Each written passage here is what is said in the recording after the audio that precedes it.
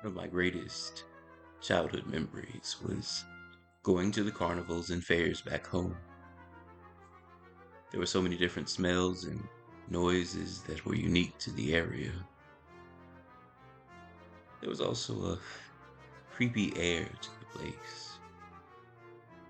I never really felt safe along the darker borders of the carnivals, and I could always see a haunting version of all those festivities.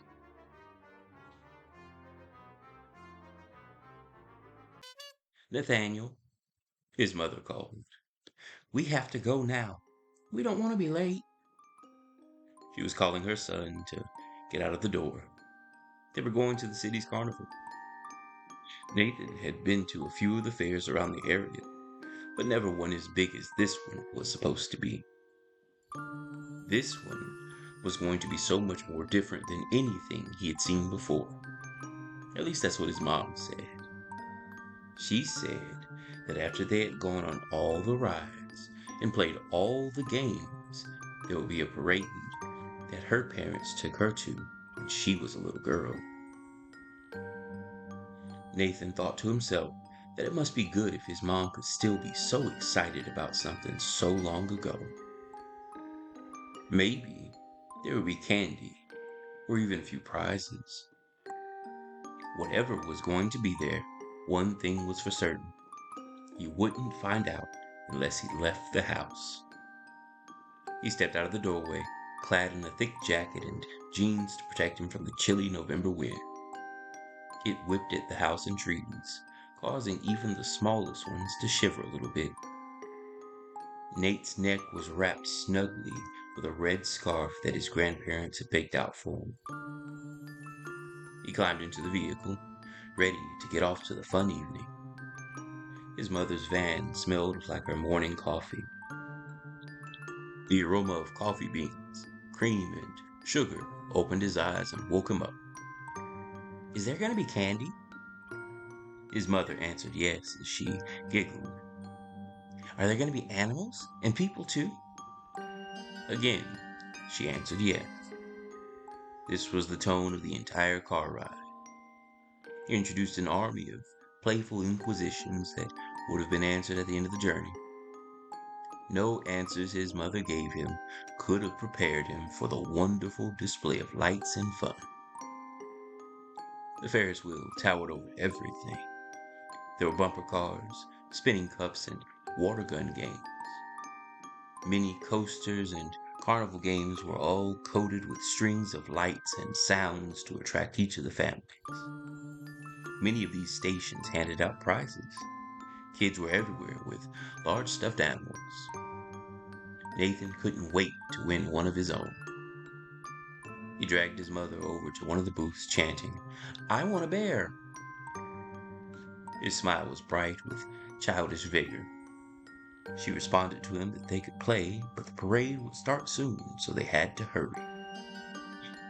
The game he chose was one of those where you had to knock down milk bottles with a baseball. It was an easy task for a boy with his mother's help. Just as the boy was handed his teddy bear, music started up all over the park. The place was trembling with color. Reds, blues, and yellows flashed until all at once everything went black. There was a long walkway running down the center of the festival. It was from the eastern stretch of this place that a man appeared. He was dressed in a red coat with white pants. He also wore a large top hat and a huge smile that seemed to stretch bigger than his face. A cold wind swept the path, cleared dust, leaves, and a few bits of trash from the route. This was like a cue for the procession to begin. There was a trumpeting sound that erupted from behind the man. It was an elephant. At this, all of the lights in the park came to a flash of yellows and reds that molded into pinks and oranges. There was indeed an elephant behind that man. And behind that elephant was a host of freakish performers. A haunting melody played all over the park. It was slow and twisted. Every strike of the drums caused Nathan's heart to quiver. He tugged at his mom's arm only to be ignored. The parade had started and all of the parents were enjoying the show. They cheered and clapped as each act passed by. The elephant stomped the earth. Its tusks were a dusty ivory. They had thorny protrusions like a rose stem. There was a monkey on his back. Its flesh and fur were mangled, and his eyes were black and full of anger. In fact, all of these things that marched down the way had the blackest of eyes, either full of rage or completely void of emotions at all. Next were horses that spewed chilly air from their nostrils and their necks jerking around in odd circular motion. Each whinny was full of tortured tones. Between them was a woman balancing on a very thin wire. Must have been sharp because her feet bled and drops of blood fell to the sands below. Several short men ran under the wires, collecting the blood as they could. Twins fell to the ground behind the woman. They were chained together at the neck and writhing through the dirt. Each time one of their arms stretched out, it was as if their fingers twisted and scratched at whatever they grabbed. They arched their necks upwards at strange angles, calling with bitter howls to be let go. Nathan saw them and tugged at his mother. "Mommy, we need to help them." Again, she ignored him. But as he tugged at her arm, she faced him to reveal that her eyes had gone completely black. Nate turned to face the parade again and found the twins in front of him now, roaring, throwing stale breath in his face. A sword swallow pulled at the chain and yanked them back at their place. Next were fire eaters that spit flames and wicked arches. Hot fuel spilled from their mouths and left a smoldering trail in the sand. They smiled with teeth like barbed wire and passed on to give way to the next act. A band of women carrying jars with deformed babies in them. A man threw himself to the ground behind them and slung his legs over his upper body. He rolled along the ground as no human should have been able to. It was as if he had no bones at all. Men with tall legs stepped over each other and peered into the crowd at frightened children.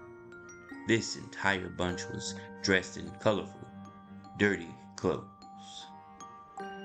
The parade was almost over when a party of clowns with balloons came from the back.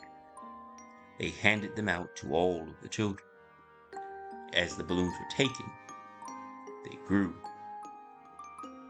Each had a small black dot in it that grew as if there was a faucet on the inside that had been turned on. When each one got too full, it popped and covered the children in a tar-like substance. They couldn't move. It was as if they had been weighed down by some impossible force. Nathan immediately started to clean himself off. He started with his eyes and then threw the liquid off of his arms and eventually removed his jacket altogether. In the desperate struggle to free himself, he looked around and saw the other children being rounded up by the clowns. Those performers pulled a small vial from their pockets. They put a drop of a new liquid into the eyes of the children. The kids would begin to violently tremble and vomit until they relaxed and smiled with the same black eyes.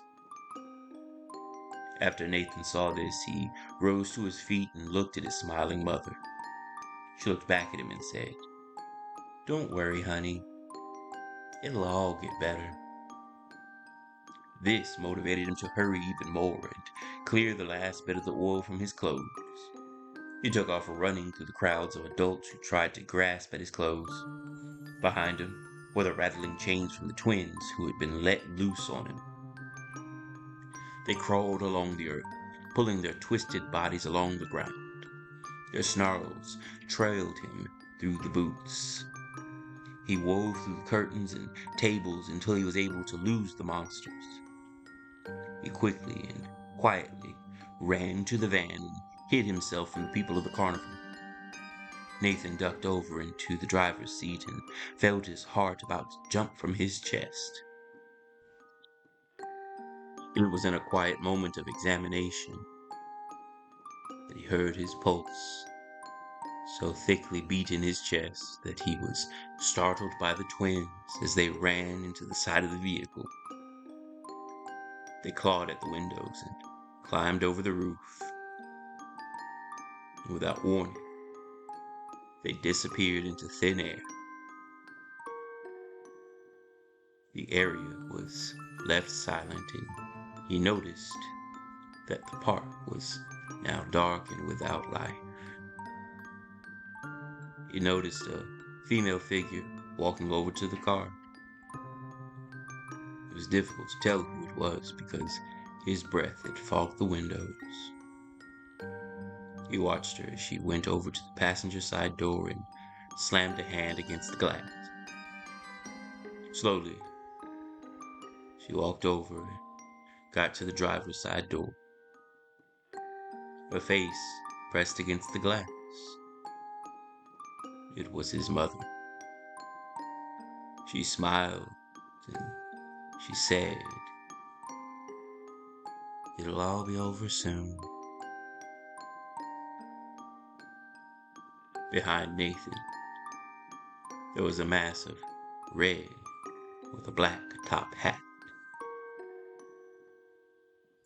There was a being that had a grotesque smile rising from the darkness behind him.